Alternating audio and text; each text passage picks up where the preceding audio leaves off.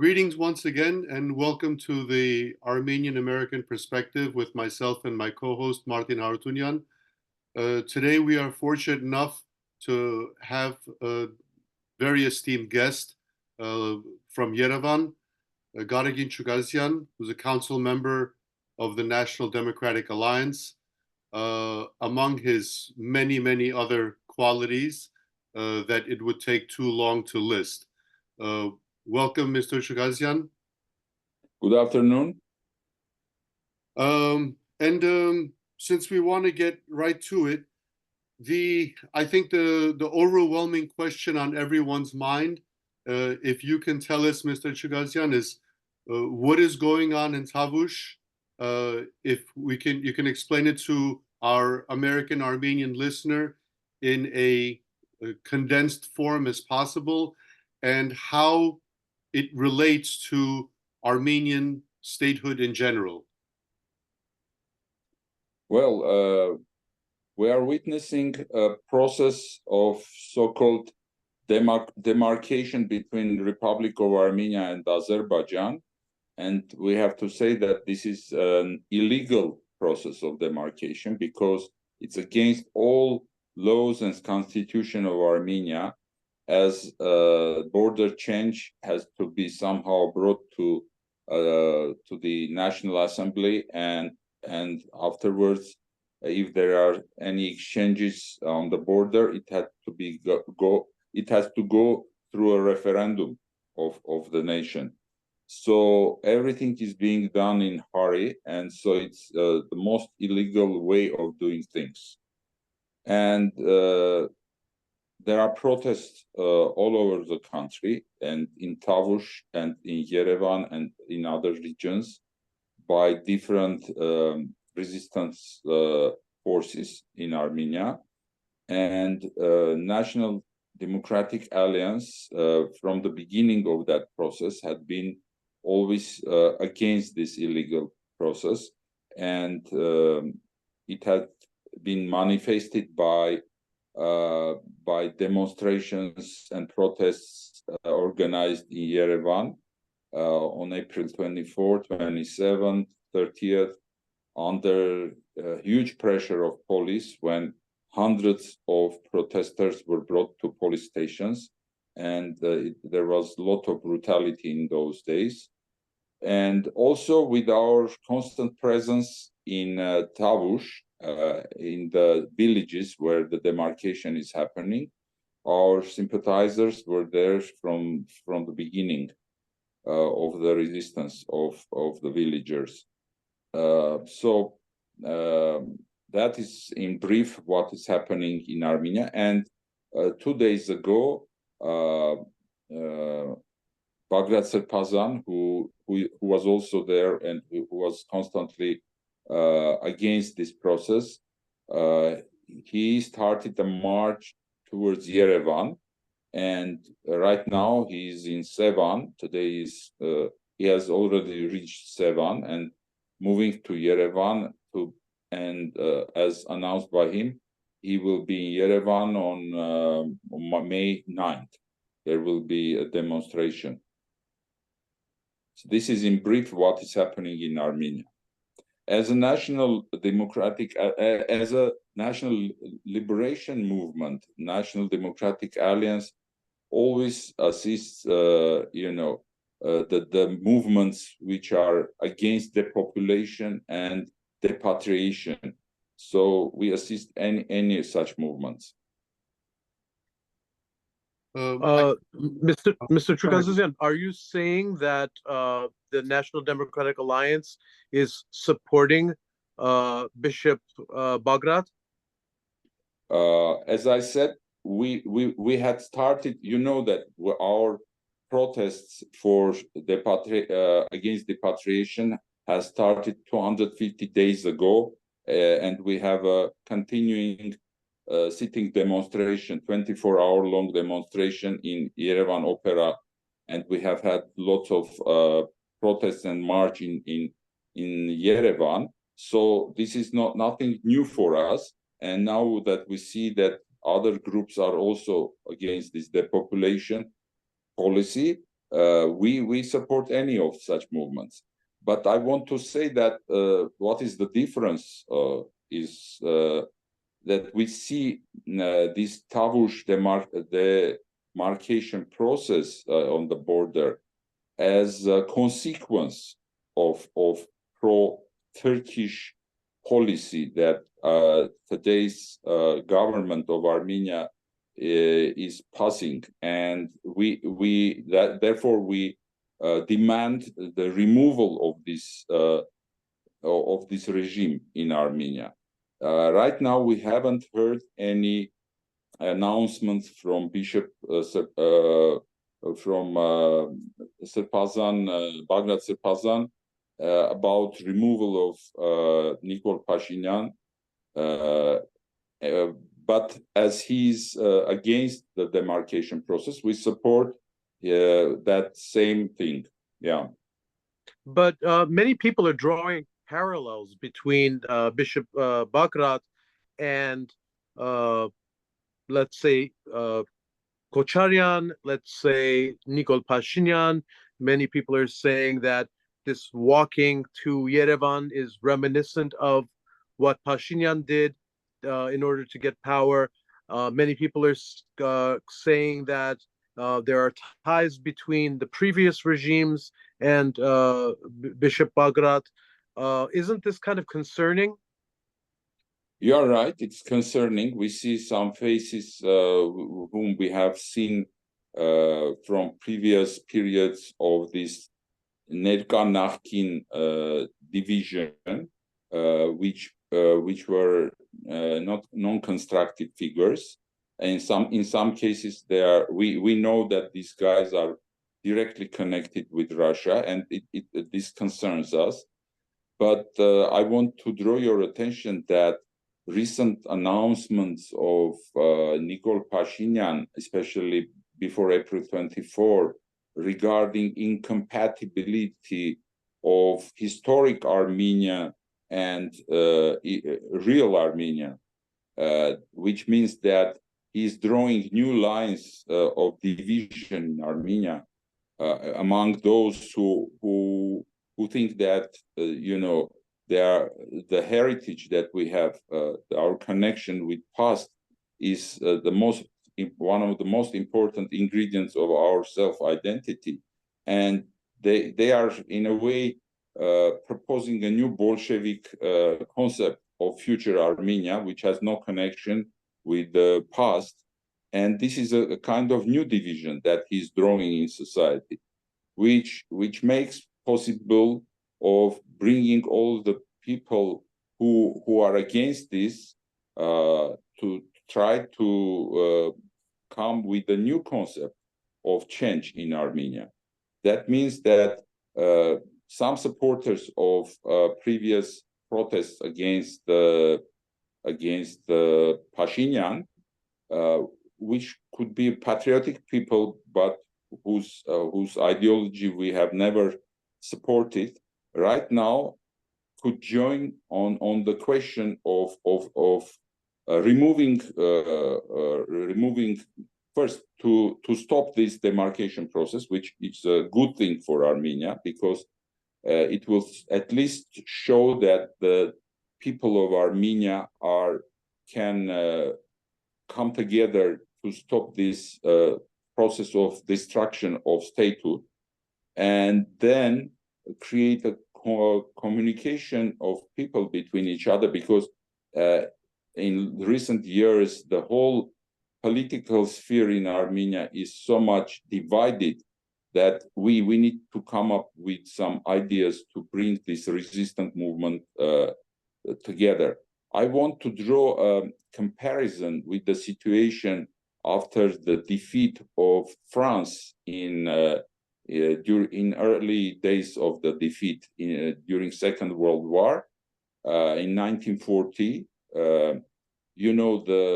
The person who was heading France, Pétain, he was a person who, after the defeat, was elected by French people as the head of the country, and he started collaboration with the Nazis, and at that time, a group of people, officers headed by de Gaulle went to out of country and started resistance movement from London.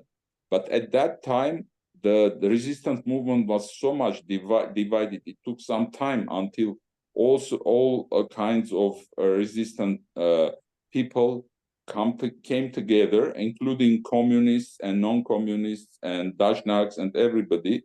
We know this. It took several years, and finally they joined their forces to remove Pétain and liberate France.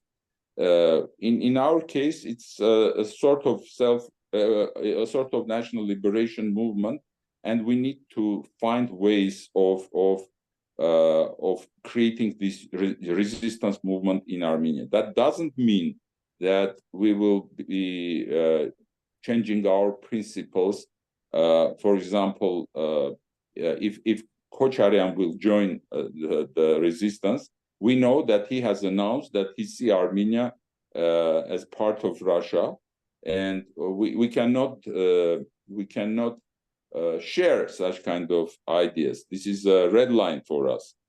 But in case of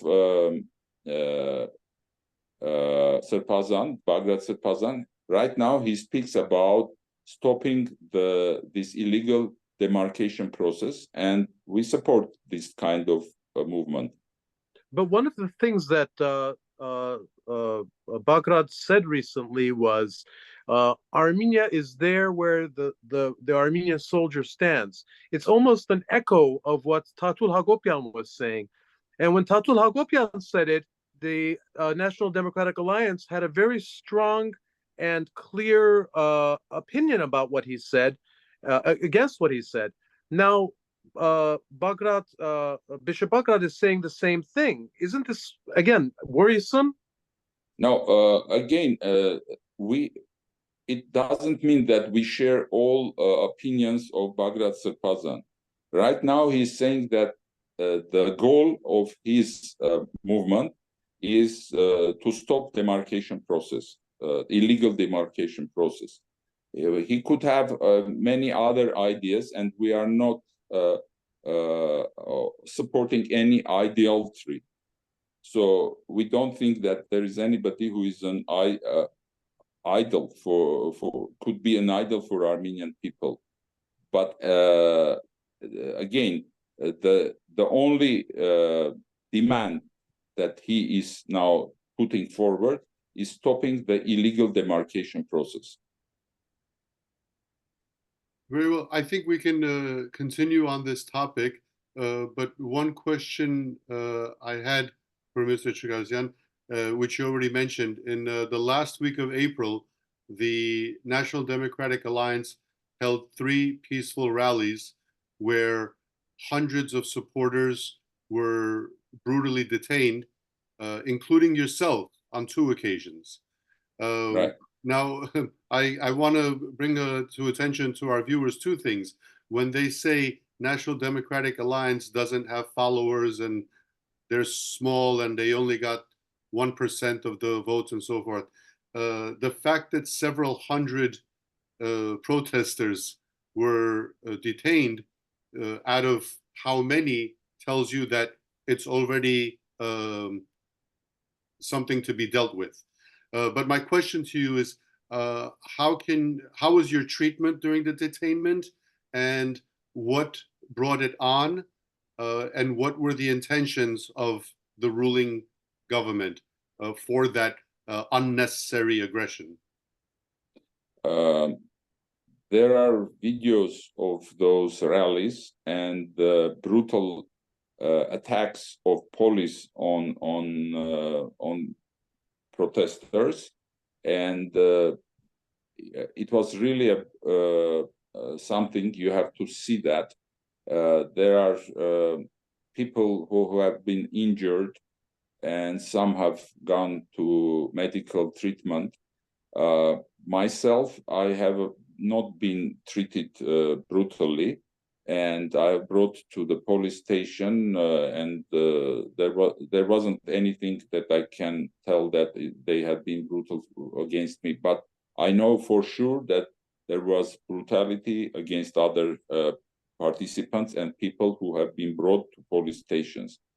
So now we can ask question, why police started such kind of brutal actions recently. This shows that government, which has lost any popularity that it had in 2018, Nikol Pashinyan, after the elections in Yerevan, local elections in Yerevan, we already had witnessed that they got less than 10% of votes in Yerevan, which showed how low was their popularity. But now, after their recent actions in Tavush and announcements about genocide and historic Armenia and real Armenia, all this, which showed that they are passing the pro-Turkish policy in Armenia, that they are now just agents of pro-Turkish policy in Armenia, their popularity has been maybe less than 1%.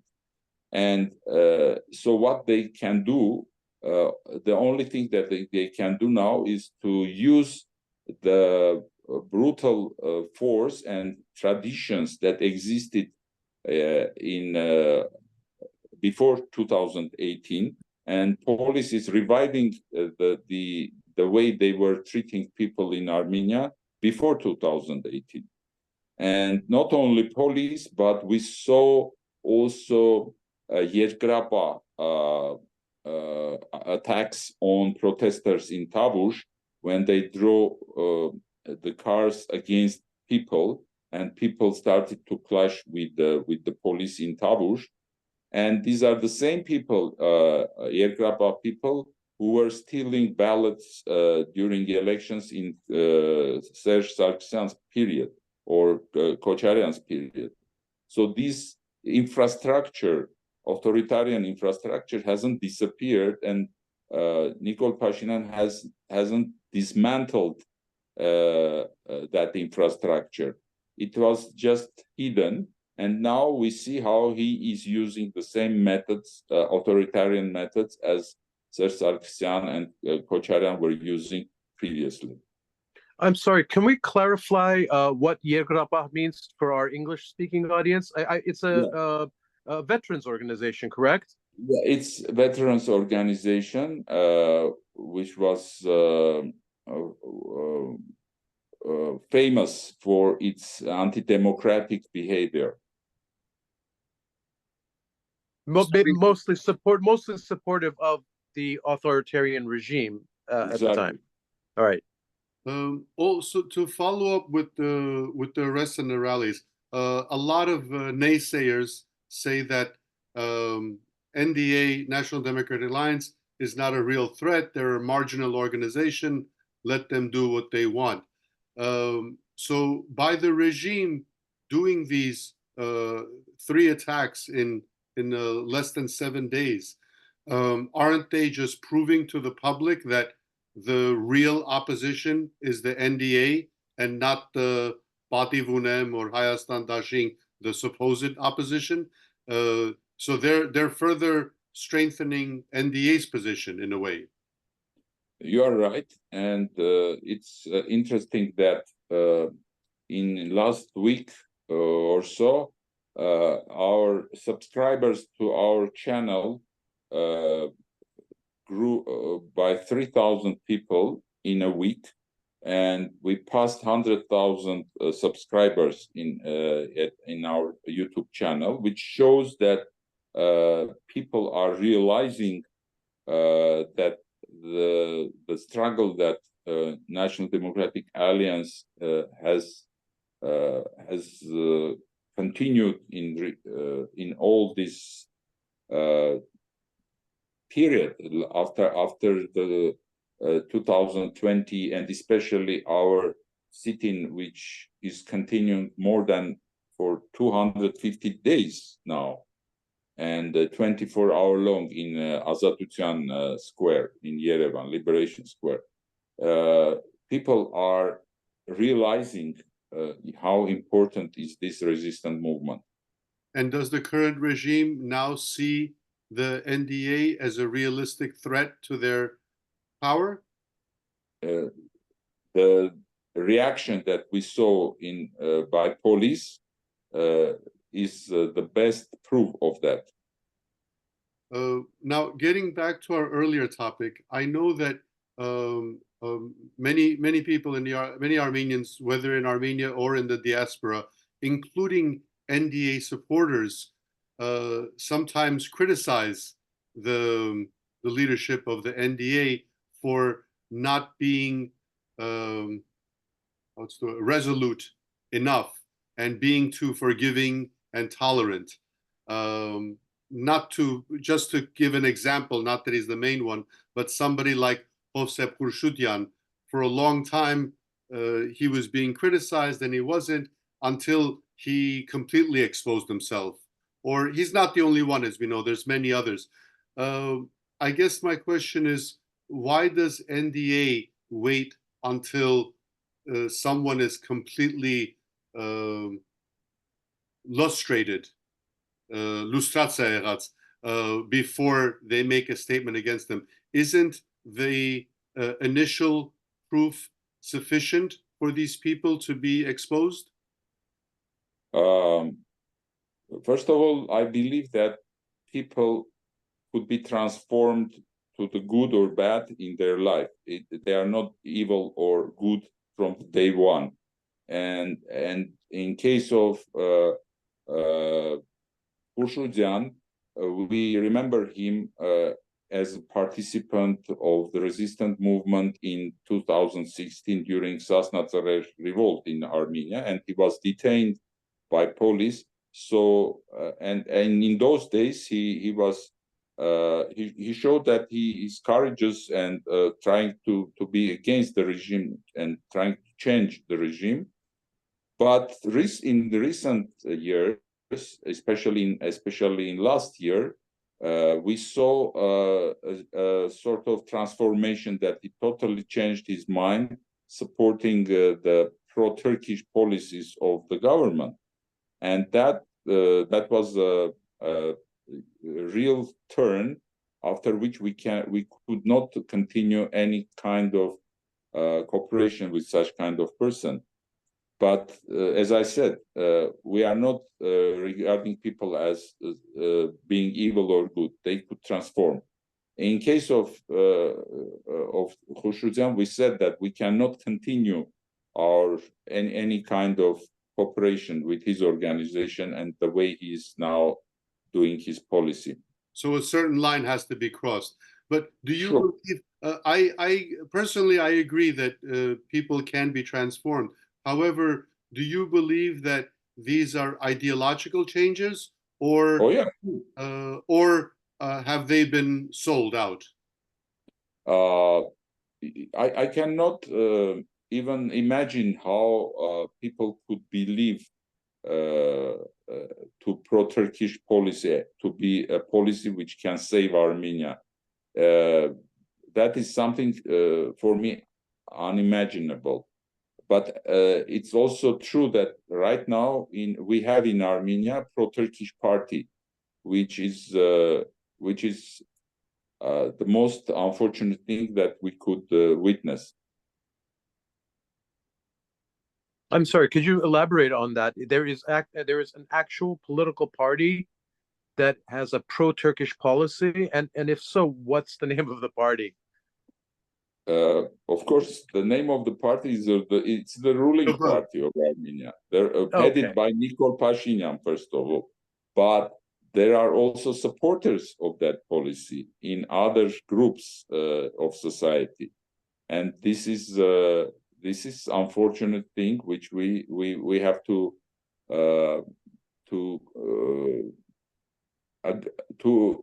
accept that this exists in Armenia. This is very unfortunate thing. We have seen a policy of repatriation of Turkey for more than 100 years, right? After the genocide and the policy afterwards, the denial of genocide, and in 2000, after the 2020 war, or 44-day war, last year we saw continuation of that depopulation of our homeland in Artsakh after 9 months of this closure of Artsakh. Finally, they depopulated Artsakh. Now we are witnessing continuation of that policy on the borders of Armenia, when this illegal demarcation process is the consequence of that process will be depopulation of the villages on the border, because it's impossible to imagine that half of the village will be Azeri and half will be Armenia, and there will be Armenians will not start to migrate from that Armenian villages. So the population will continue. So this repatriation policy of Turkey and Azerbaijan is now supported by ruling party, and not only in demarcation, but we heard the message of Nikol Pashinyan on April 24th when he was speaking about genocide and telling that it's because Armenians have adopted ill policies. That's why the genocide happened. And if there will be more genocidal acts against Armenians, Armenians could be the megabor, the Guilty at one. fault. what? Guilty or at fault. Guilty, yeah. Armenians will be guilty for this, not others. So this type of messages you can hear parallelly in Turkey and in Azerbaijan. And if you compare the messages of Erdogan and Aliyev on April 23rd and 24th, you will see that Erdogan is speaking about that all these memories, there